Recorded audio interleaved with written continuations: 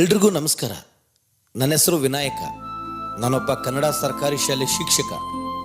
ಇಲ್ಲಿ ತನಕ ಭಾಳ ಕತೆ ಕೇಳಿರ್ತೀರಿ, ನೋಡಿರ್ತೀರಿ. ಆದರೆ ಈ ಕನ್ನಡ ಸರ್ಕಾರಿ ಶಾಲೆ ಶಿಕ್ಷಕರ ಕತೆ ಕೇಳಿರಲ್ಲ, ನೋಡಿರಲ್ಲ. ನಮ್ಮ ಕತೆ ಕೇಳ್ರಿ, ಜೊತೆಗೆ ನೋಡ್ರಿ, ಭಾಳ ಮಜಾ ಐತಿ. ಕತೆ ಈಗ ಶುರುವಾಗುತ್ತೆ.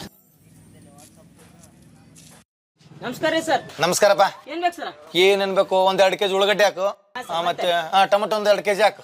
ಮತ್ತೆ ಸರ್ ಮೆಣಸಿನ್ಕಾಯಿ ಚಲೋ ಅದಾವ, ಚೆನ್ನಾಗಿದೆ ಸರ್. 1 ಕೆಜಿ ಹಾಕು. ಮತ್ತೆ ಸರ್ ಕೋಸ್ಗಡ್ಡೆ ಹಾ ಸರ್ ಚೆನ್ನಾಗದಾವ.